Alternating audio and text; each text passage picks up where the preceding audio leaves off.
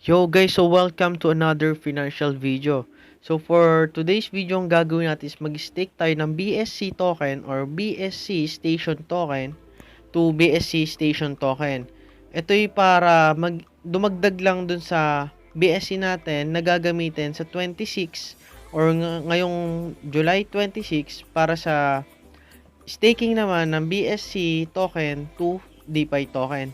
So stay tuned for more. Yo guys, so i-assume ko na meron na kayong MetaMask tsaka Trust Wallet.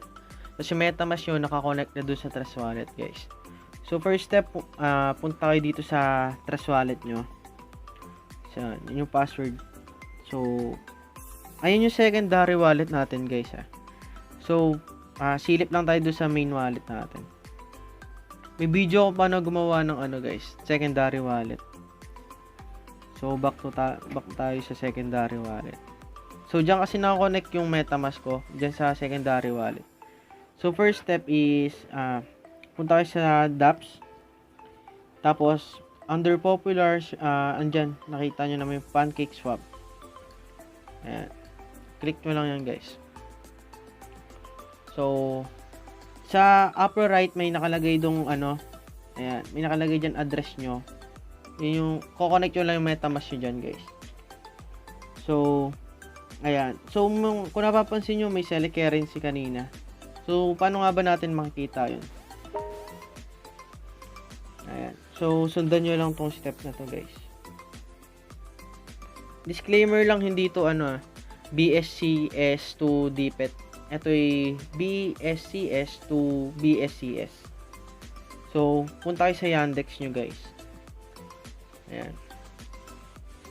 Tapos, search nyo lang is ayan, BSCS. Ayan, search nyo lang guys. Ayan, BSCS station. Yan yung kiklik nyo guys. Ayan. Tandaan nyo, lagi kayo mag-desktop version na pag nasa Yandex kayo. Ayan, yan yung MetaMask natin. So, may password. Skip ko lang guys. So, ayun na, na-connect na natin yung MetaMask. Punta kayo sa tab, tapos doon sa BSCS na website. Ayan. Yan yung naka-mobile mobile version. So nasan nga ba diyan yung contract? So wala diyan yung contract, guys. So para malaman niyo yung contract address, is click niyo yung plus sign. Tapos search niyo is coin market cap. Ayan. Mag-ingat kayo, maraming link. Ayan, katulad niyan, yung pinaka-umpisa. So, hindi yan, guys. Tandaan nyo may logo ng CoinMarketCap. Ayan. So, ayan yung website nila. So, click nyo lang yung search icon. Ayan. So, ayan. Search nyo is BSCS. Ayan. Ayun yung current price niya in dollar, guys. So, under contract, ayan, copy nyo lang. Katabi icon ng MetaMask. Copy nyo lang yung contract address. Tapos ba kayo sa Trust Wallet, guys. Ayan, so password na naman. So, dApps, and then, pancake swap ulit. Ayan. Tapos dun sa select currency, guys. Ayan. Diyan nyo ipipaste para makita nyo yung token. So, ayan na. So, ayan lang guys. Imamax nyo or bawasan yung last 3 digit. Bawasan nyo. Para sa gas fee. Ayan. So, ang gas fee pala na ito, pag exchange is 10 pesos lang naman. So, paano nga ba kuwari pag DPET naman guys? DPET to BSCS. So, ayun yung laman ng DPET natin. Meron tayong 4.7 I think. Ayan. Tapos, ayan, pancake swap. Ayan.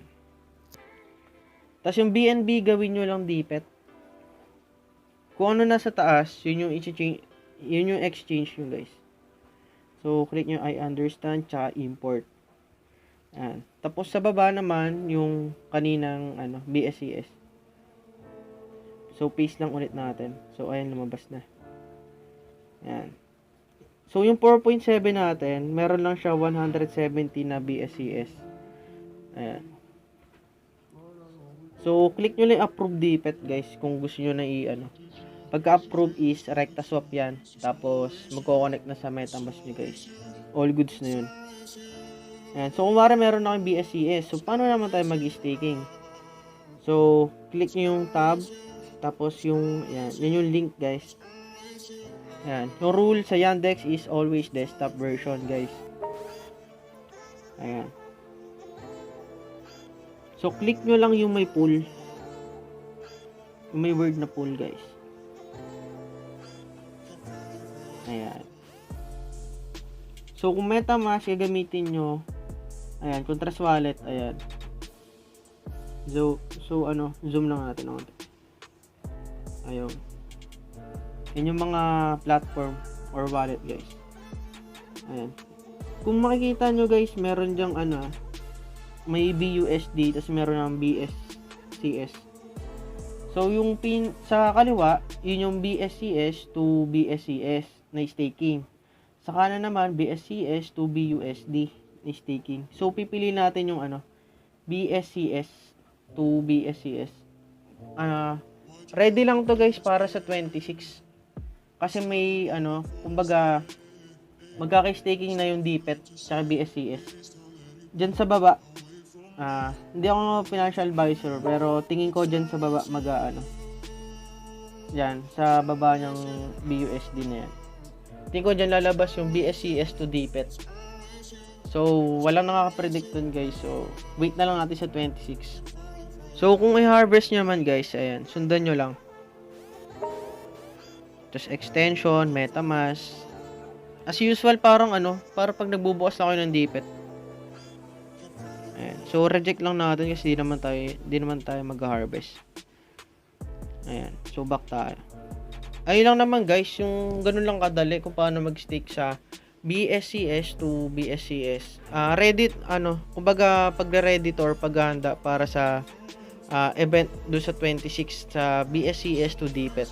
Yun na yung parang mag-stake tayo ng BSCS tapos kikita tayo ng DPET. So, stay tuned for more guys. So, yun lang naman. Thank you.